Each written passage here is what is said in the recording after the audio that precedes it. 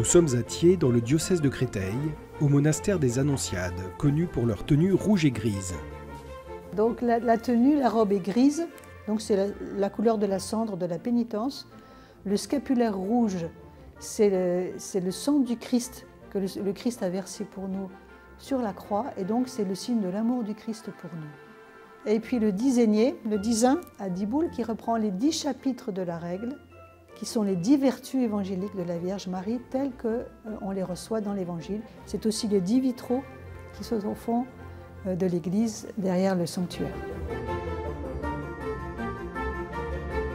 À la confiturerie, Sœur Marie de l'Annonciation a revêtu son tablier gris pour nous cuisiner quelques recettes.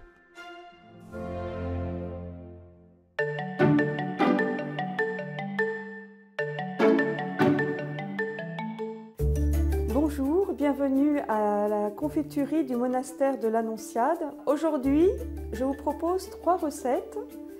Tout d'abord, une salade de fenouil crue au jambon. Ensuite, je ferai un gratin de poisson. Et enfin, je ferai un gâteau aux pommes de ma grand-mère. Première recette de l'émission, la salade de fenouil au jambon. Donc pour faire cette recette, nous avons besoin d'un peu d'huile de sésame. Si on a de l'huile d'olive, on peut remplacer, c'est pas obligatoire. Les fenouils, bien sûr, vous voyez, ils sont abîmés, de même que le concombre. Mais en fait, c'est justement pour ça que je fais cette recette. Parce que si j'attends, ils vont se perdre, et alors que là, je peux enlever tout ce qui est mauvais et abîmé et faire ma recette. Donc c'est anti-gaspillage. Après, évidemment, il me faut du jambon cuit, vous voyez, avec des petites herbes du jardin, la menthe et le romarin. Des petites tomates, ça c'est plutôt pour la décoration. Du fromage blanc et du jus de citron pour la sauce, pour la petite sauce. Des amandes et bien sûr du sel et du poivre. Sœur Marie de l'Annonciation commence par la sauce. Elle mélange le fromage blanc, le citron, du sel et du poivre, un peu d'huile de sésame grillée et cisèle des herbes fraîches avant de mélanger. Puis elle s'attaque à la préparation des légumes un peu abîmés. J'ai un neveu qui m'a dit un jour, quand il était petit, que ce qu'il préférait, c'était le fenouil cru et le jambon. À l'époque, il avait 3-4 ans. Et du coup, quand il est venu une fois, j'ai imaginé une entrée avec du jambon et du fenouil cru. Et voilà, il était très content. Tout ce que je coupe sera mangé par les poules ou alors ira au compost, parce qu'ici on ne gâche rien. Cet effort, bien sûr, c'est un choix du monastère de répondre et correspondre à l'encyclique du pape François Laudato Si. Voilà, donc c'est très important de vivre en respectant la création. Voilà, plus que de nature, je préfère penser création. L'œuvre de Dieu, la création, eh bien, elle nous est confiée pour que nous vivions en harmonie avec elle, pour que nous la respections et pas pour que nous en usions sans sagesse, avec égoïsme et avidité, si je puis dire. Voilà, donc ça demande un effort. C'est sûr, c'est plus facile de faire cette salade avec des fenouils bien propres et sans défaut, mais comme ça, il n'y a pas de perte. Voilà, il n'y a pas de perte, tout ce qu'on peut est utilisé. Les petits morceaux de fenouil et de concombre sont ensuite agrémentés de quelques tomates cerises, d'amandes et de lamelles de jambon, avant d'être mélangés à la sauce. La salade est ensuite disposée sur un plat et décorée.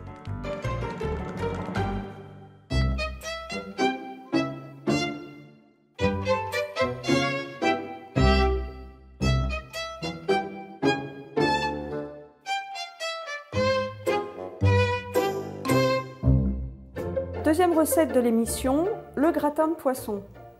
Une pure invention. Pour faire cette recette, vous avez besoin de poisson. J'ai de la chance, on m'a donné ce poisson déjà cuit. Vous pouvez le faire évidemment avec du poisson qui est cru, mais de toute façon il faut le cuire avant de faire la recette. Il me faut aussi de la crème fraîche, des courgettes et des pommes de terre, des petites herbes pour aromatiser le poisson et du fromage pour mettre par-dessus le gratin. C'est du fromage à tartiflette, mais je l'ai déjà fait avec d'autres sortes de fromages et peu importe. Donc, première étape de la recette, je commence par les courgettes. Là, je suis à la confiturerie.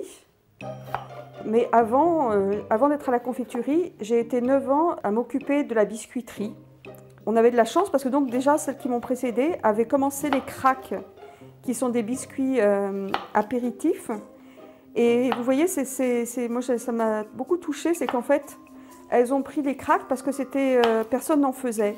Quand on essaye de créer une spécialité qui va faire vivre le monastère, parce qu'on vit de notre travail, eh bien, on cherche quelque chose qui ne va pas entrer en concurrence avec eux. Voilà, donc chacun cherche une originalité. Personne ne faisait des biscuits apéritifs, donc on s'est lancé. Voilà. Les légumes étant épluchés, Sœur Marie de l'Annonciation fait cuire les pommes de terre à l'eau salée et les courgettes dans une poêle avec de l'eau et une gousse d'ail.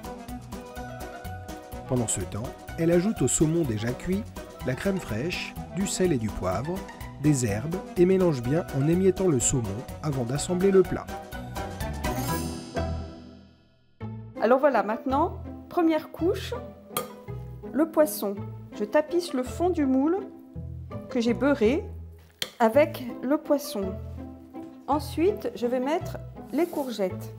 Et puis, enfin, je mets les pommes de terre, donc qui ont été cuites à l'eau. Voilà, je vais mettre mon fromage dont je vais retirer la croûte. Je mets des fines lamelles un peu partout. Voilà, mon plat de gratin de poisson est terminé. Maintenant, je vais le mettre au four à 180 degrés pendant 10 minutes. Le tout, c'est que le fromage fonde.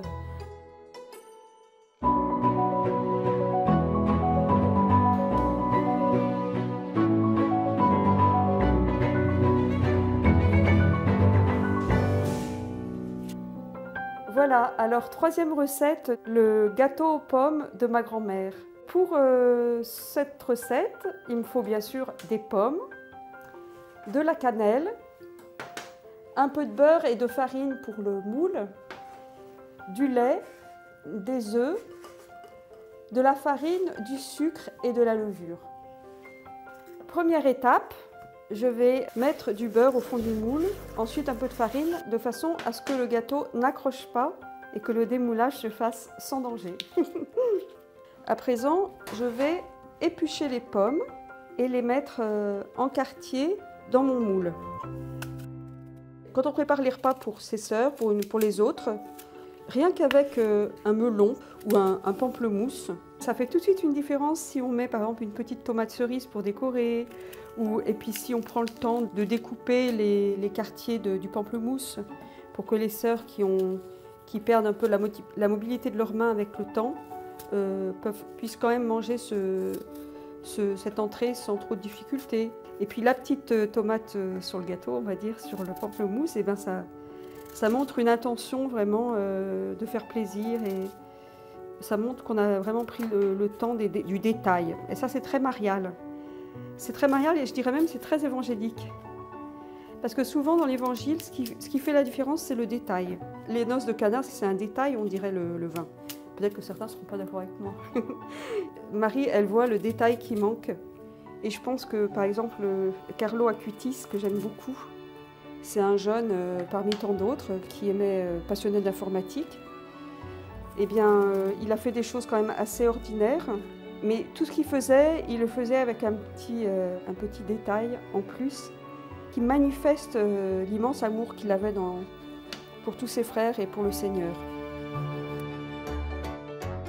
Le moule étant bien garni de morceaux de pommes, Sœur Marie de l'Annonciation les parsème de cannelle et prépare l'appareil. Elle mélange la farine, le sucre et la levure d'un côté et les œufs et le lait de l'autre. Ce gâteau, c'est un gâteau aux pommes, c'est le gâteau de ma grand-mère, que j'ai très peu connu. Elle était en partie brésilienne et je me souvenais très bien de ce gâteau parce qu'il est très facile à faire Et du coup, quand on est enfant, c'est très facile de le faire. Vous voyez, vous pouvez très bien le faire par vos enfants. Mais quand je suis entrée à l'Annonciade et que je suis arrivée à la cuisine, j'ai demandé à ma maman de me donner quelques recettes, dont ce gâteau de ma grand-mère maternelle. Et voilà, c'est comme ça que ce gâteau est arrivé dans un monastère. Une fois le mélange bien lisse, Sœur Marie de l'Annonciation le verse sur les pommes et mélange bien. Puis elle enfourne à 180 degrés pour 35 minutes de cuisson.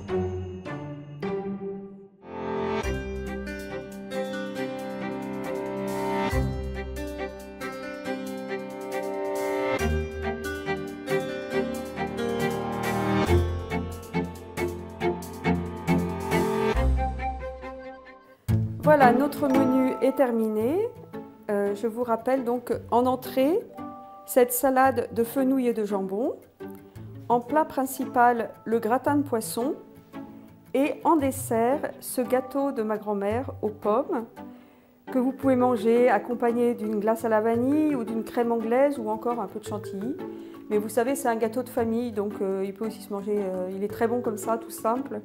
Donc voilà, j'espère que vous allez pouvoir faire ces recettes très faciles en famille, les partager en famille et en particulier pour la Pentecôte. Et donc je vous souhaite une très joyeuse fête de la Pentecôte.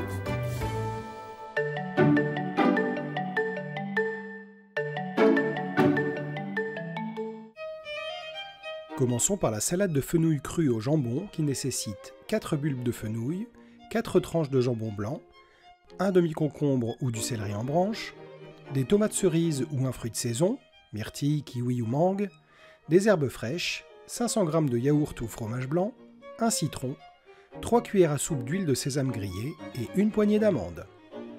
Dans un saladier, mélangez yaourt, citron, sel et poivre, huile de sésame et herbes fraîches. Ajoutez le fenouil et le concombre finement hachés. Ajoutez les tomates cerises ou les morceaux de fruits et les amandes.